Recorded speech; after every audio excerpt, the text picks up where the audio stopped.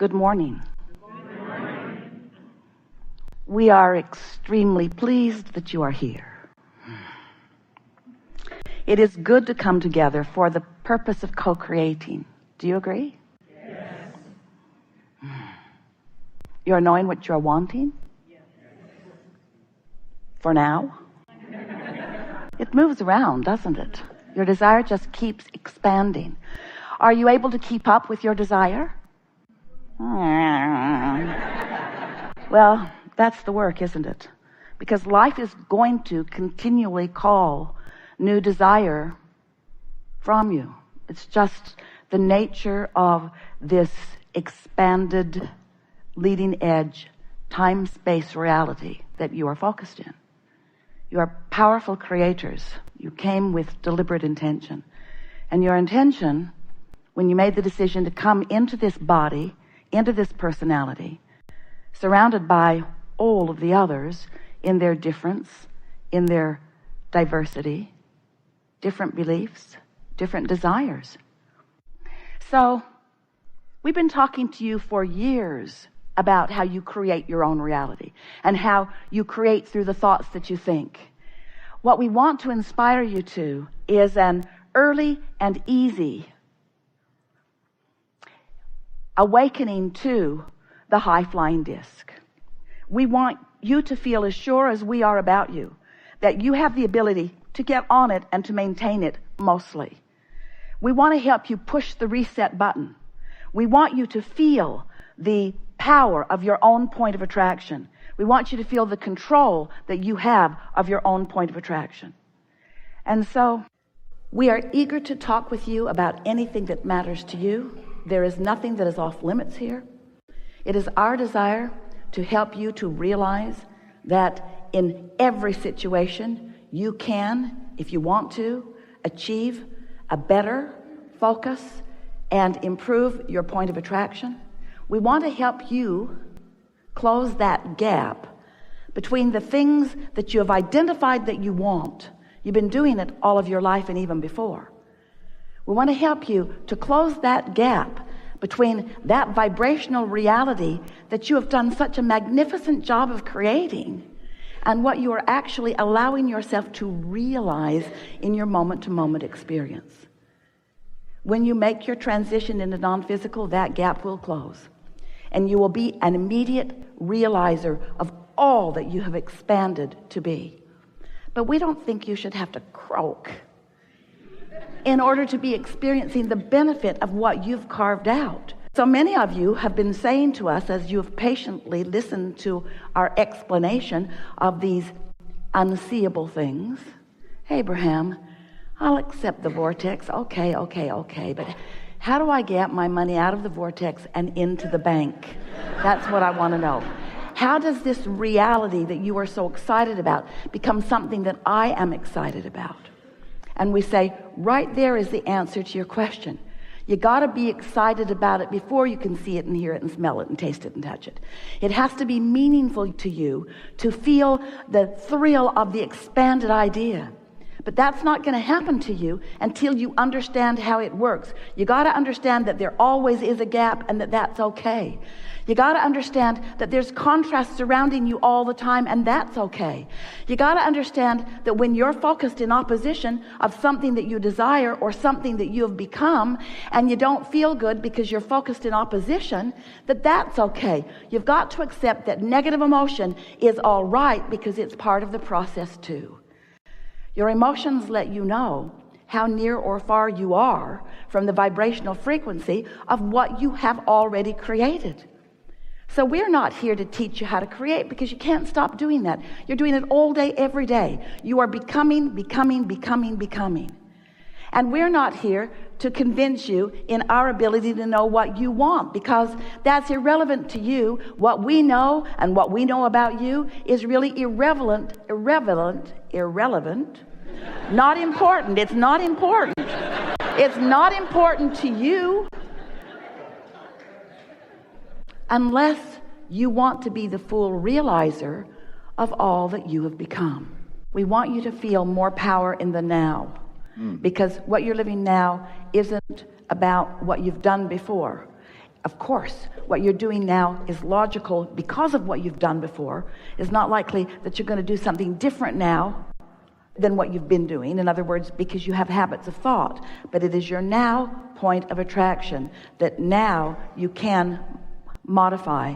And by caring about how you feel, it's more probable that you will. That distinction matters. I'm not now living the results of what I've been doing. I'm living the results of what I am doing. Of course, yeah. But I am doing it logically because I've been doing it. Sure. But I don't have to do now what I've been doing. Right. If my desire to feel good is strong enough, I can rise above what I've been doing and do something different. Did you hear that? Well, we have the same high expectation because you're clear about what you're reaching for. You are a little more aware of what is than is good for you. But then that's logical, isn't it? It's logical that you would be aware of how things are while you're wanting them to morph into something different. So let's start with the process of the focus wheel. The focus wheel is a process where you start with a central idea, something that you desire, and you focus upon it. Usually, when you're doing a focus wheel, you don't have a steady habit of feeling that way. In other words, when you're doing a focus wheel, there's usually something that you're trying to bring into focus so that it will be to a greater advantage. In other words, a focus wheel is a way to improve your point of attraction. And everything we're talking about here today is that, isn't it? My point of attraction, what I'm letting in. So we're going to do a focus wheel in order for you to, at least during the time of this conversation, let in, which is to say, no longer keep out. Because if you're not keeping it out, you're letting it in. If you're not holding the cork under the water, it will bob back to the surface. So the focus wheel is to accomplish a relief in your resistance through focusing, feeling. That's a focus wheel is really about finding the feeling. Okay. So in the center of the focus wheel, we're going to make statements all around the edge of it. But in the center of it is really what you're going for. It's what you're wishing for. It's what you're desiring. So make that statement, which is the subject of this focus wheel, and make the statement as if it is already true. Okay. Esther wrote focus wheels this morning, getting ready to come here because it's a fast way. She wrote, I am happy. Okay. I am happy. Well, it was really easy for her to fill that in because she is happy. Make your statement of desire, and it can be as specific. I'm in love. I like fun. Now, I like fun. You do like fun. And if you focus on how much you like fun, it doesn't contradict with I am in love. Doesn't contradict at all. Seems so far off the subject that it doesn't interest you. Yeah, but it doesn't seem relevant. That's the most important thing that you've said to us, because everything that is relevant, you've already put into the vortex. When you try to apply relevance here, now, here, now, here, now, you pick up messy stuff you don't need to. This isn't the time to pick up relevant conversations. This is the time relevant only in the terms of how they feel, not relevant in terms of what they make happen, not relevant in terms even of the actual subject matter. Vibrationally relevant. You helped us to say something that we've never said before. Vibrational relevance is what you're looking for. Period. Only vibrational relevance. So love is to fun as fun is to love. Love is to fun as clarity is to fun and to love. Love and fun and clarity and rhetoric are all to each other as they are to each other. In other words, vibrationally relevant. Do you feel the solid footing that you're accomplishing? So I am in love and I am fun and I am clarity, I am clear, and I adore rhetoric, I adore conversation. So no bumps in any of this. What else? I am gregarious, I am fun-loving, I'm a good communicator. I like the give and take of conversation. I like the give and take of beingness. I love focusing. I love focusing and feeling. I love feasting my eyes on someone or something I love. I love the feeling of love. The other day, we were talking to groups for a while about unconditional love. And to many of them, it's like blah, blah, blah. You've been hearing it forever, blah, blah, blah. Unconditional love feels like looking at something you don't want, pretending that you like it. Well, that's not what unconditional love is. Unconditional love is what this focus wheel will accomplish for you. Unconditional love is finding the vibration of love without needing conditions to support it, or without needing conditions to change in order to feel it. So I love to be in love. I love to be in love, and I love fun, and I love conversation, and I love clarity, and I love communication, and I love objects of attention to appreciate. So we were having a conversation like this with Esther, and she was sitting on her porch looking out over her swimming pool, feeling enormous, over-the-top appreciation for all of the things that she was seeing. And then she said, Abraham, I'm confused about this because it feels to me that those beautiful cranes, the statues, are a condition that are causing me to feel this appreciation. This swimming pool, it's unique and wonderful. Isn't it a condition that is causing me to feel this way? And we said, think about it, Esther.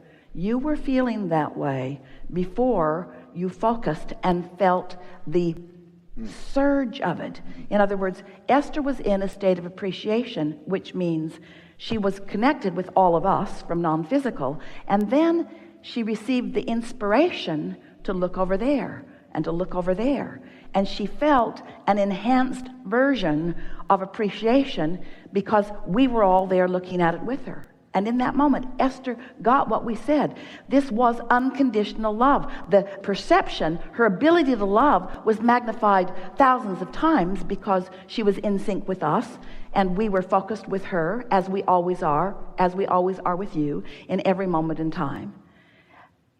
But Esther found, sort of accidentally, a way of allowing the fullness of us. And then our conversation, she had to admit, yeah, I was feeling appreciation, and then I was feeling appreciation, and then. So I'm in love, and I'm also fun. I'm in love, and I'm also clear-minded. I'm in love. I am in love. I love to be in love. I'm in love.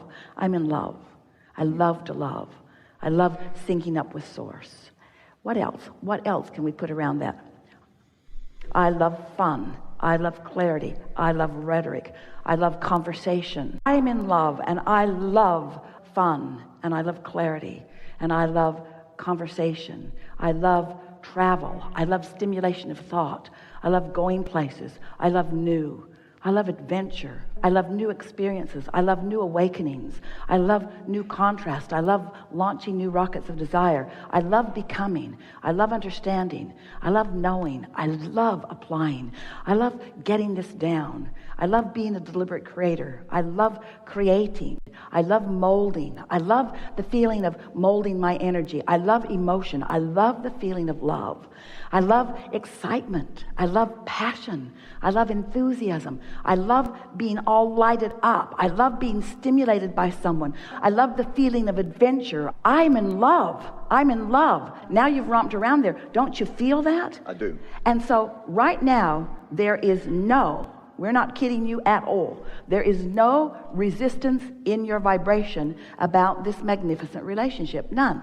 There's none. So you just did the work. Didn't feel like you were doing the work because you weren't talking about the details of that. Right. But the details of that you already put into the vortex. Just now you lined up with all of those details. And as you're able to maintain that for a little while, inspiration flows to you. In other words, more manifestation. We want to keep using that word. More manifestation of emotion. More manifestation. Esther finds herself saying several times during the day, I feel really good. I feel good. I feel good. It's sort of like unmistakable. I feel good. I feel good. I feel good. Life is good. So that state of being that allows other things to occur. Rendezvous, conversations. So then, as our first friend was saying, but how do I maintain that? You probably don't, but it's easy to get back to. Now you know the objective is just to hold yourself in a place where you can let what you want to happen. That's your work.